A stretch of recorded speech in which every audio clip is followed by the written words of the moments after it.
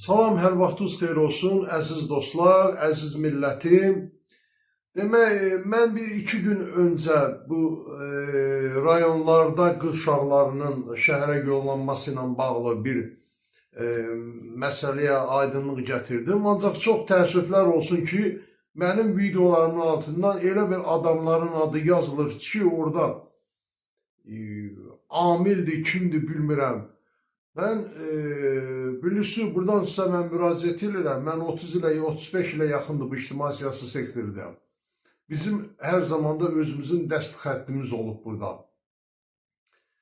Mən hər zaman bunu demişəm və hətta yadınızdadırsa bir məcburi köçkünlərlə bağlı mən bir müddət öncə dedim ki, onlar öz torpaqlarına getməlidirlər. Və çox təəssüflər olsun ki, mənim bu fikrimə görə mənə çox söydülər. Sosial şəbəkələrdə təhqir elədilər, hansı ki, özünü tanımayan adamlar. İndi də mən əsas çıxışım nəydən ibarətdir? Mərkəzə axınla bağlıdır. Mən bunu cəmaatımıza yox, mən ilk öncə bunu biz o dövlət rəhbərlərimizdən, bu işlə əlaqəli olan qurumlardan xahiş edirəm ki, bu məsələyə ayrıca bir fikir versinlər. Yəni, mərkəzə axının çox dəhşətli bir vəziyyət alıb yaşamaq mümkün deyil. Söhbət tək Bakı şəhərindən getmir. Elə rayon mərkəzlərinin özündə də. Kənd cəmaatı şəhərə qaçırlar. Halbuki şəhərdə heç nə yoxdur. Əgər deyirlərsə ki, kənddə heç nə yoxdursa, şəhərdə də heç nə yoxdur. Yəni, şəhərə gəlib kənddən 3 dəfə artıq əziyyət çəkə-çəkə burada sürünürlər. Məsələn, nə ilə? Bax, problemlərin də birisi nədir? Son dövrlərdə, əgər fikir versəniz, son 10 il, 15 ildə kənd yerlərində qız evladlarını oxutmağın hamı arxasıca düşüb ki, mütləq qız uşaqları oxumalıdır. Qız uşaqları da özlərini öldürürlər, oxuyurlar ki, bal toplasın, tək məktəbə girsinlər və kənddən uzaqlaşıb Bakı şəhərində qalsınlar. Və biz bunu da görürük. Onlar gəlirlər Bakı şəhərinə, 4 il, 5 il burada ata nəminək satır, qoyun satır, bunların məktəb pulusun verir, ev pulusun, kira pulusun, digər xərclərini ödəyir. Ondan sonra bunlar məktəbi bitirəndən sonra işki yoxdur. İş yoxdur. Azərbaycan nə boyda dövləti ki, burada nə boyda da iş olar. İldə 40 min, 50 min ali təhsilli adam çıxır. Bunları yerləşdirmək mümkündür. Ona görə də bu adamları məcbur qalırlar. Baxırsan, qutarırlar institutu, gəlirlər Al-Marketdə, Oba-Marketdə, Bakı şəhərində satıcı işləyirlər. Və qalırlar orada. Belə çıxır ki, şəhərə gediş var, dönüş yoxdur. Bax, böyük problemlərində birisi budur. Mən indi ilk öncə bu cəmaatımızdan soruşmaq istəyirəm. Siz axı niyə bu qədər meyillisiniz qız uşağını oxutdurub ali təhsil almağa? Bax, ali təhsil almağa, oxudu rayonda kolleci oxudun, nə bilim oxutmaq üçün. Niyə məhz ali təhsil? Axı siz, bax mənə deyin, neçə nəfər ali təhsilli qız uşağı bitirib, gəlib onu işlə təmin edib. Bax, buradan soruşuram. 3-5 nəfər cavab verəcək. Digər tərəfdən, indi bu cəmaata mən bunu dedim. Keçən səfərdə dedim. Qızlarınıza xanım olmağı öyrədin, xatın olmağı öyrədin, yemək pişirməyi öyrədin, qaynata, qaynanı ilə necə rəftar olmağı öyrənin, həyat yoldaşı ilə necə rəftar etməyi öyrənin, uşaq saxlamağı, böyütməyi, bunu öyrənin. Qız uşaqları anadılar. Qız uşaqları hamısı gedib institutda oxuyur, çıxır, gəlir, gedir marketlərdə satıcı işləyirlər Bakıda. Tərpənmək olmur. Nəinki Bakıda, rayon mərkəzlərində tərpənmək olmur. Kəndlərdə əhali qalmayıb. Kənd cəmaatı rayon mərkəzlərinə gəlir, rayon mərkəzində yaşayanlar da Bakı şəhərinə və kəndlilər də Bakı şəhərinə gedirlər. Nədəndir bu şəhər sevgisi? Axı siz zülüm çəkirsiniz. Heç də kənddən yaxşı yaşamırsınız Bakıda və yaxud da rayon mərkəzdə. Kənddən də pis yaşayırsınız. İndi bu məsələni burada saxlayıram, qaydacam bura. İndi mən buradan Dövlət İmtahan Komissiyasına. Ona müraciət edirlər.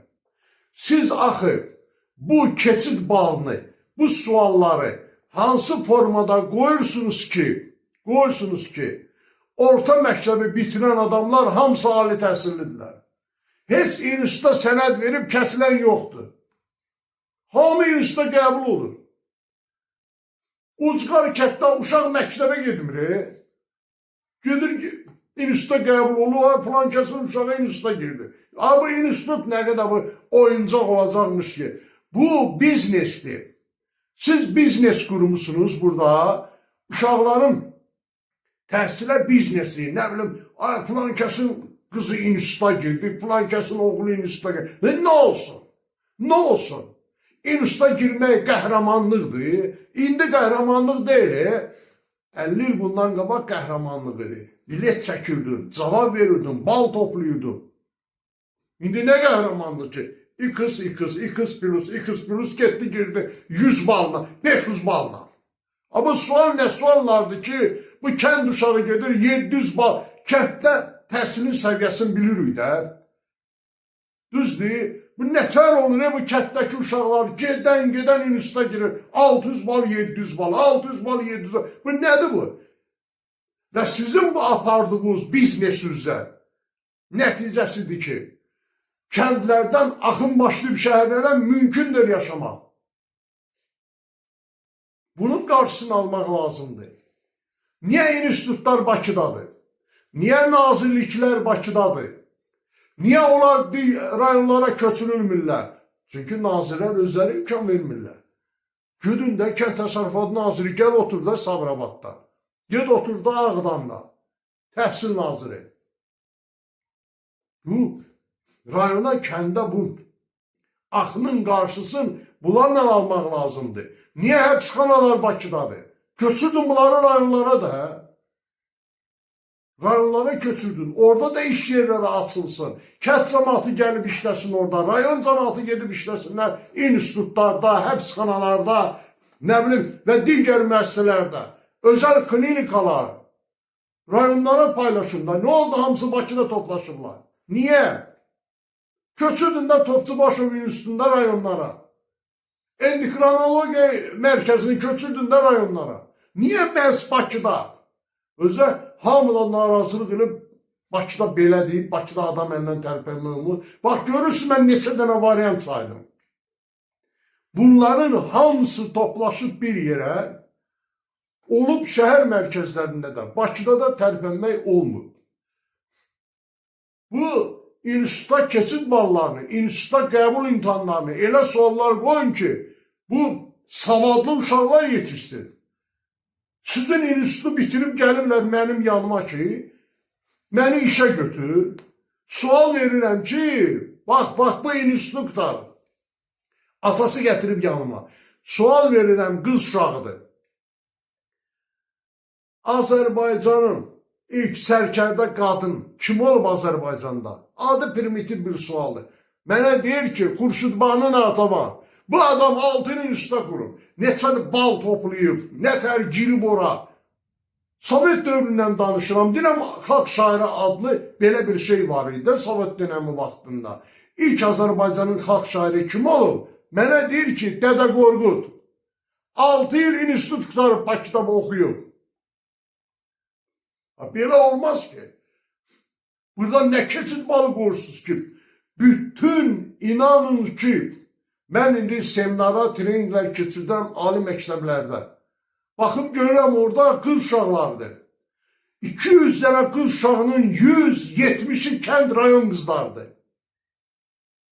Çünki bunların məqsədi odur ki, getsinlər şəhərə və bir daha geri qayıtmasınlar. İnstitut qutarsınlar da, iş də tapmasalar, A-marketdə, O-marketdə, orada burada işləsinlər, təki geri dönməsinlər. Bütün bunların qarşısını almaq lazımdır. Dövlət İmtahan Komissiyası. Bu nə suallardır qoyursunuz ki, keçid balına? Bu nə suallardır? Azərbaycan ilk xalq şairi, yaxşı, bu Səməd Vurğunu tanımadın. Bu adam bilmir, Dədə Qorqud nə deməkdir? Dədar Qorquda deyir ki, Azərbaycan inkişaf şairidir. Sizin institutlarında bu nə institutdur, bu nə keçid baldır ki, bu nə suallardır ki, bunlar girirlər sonra.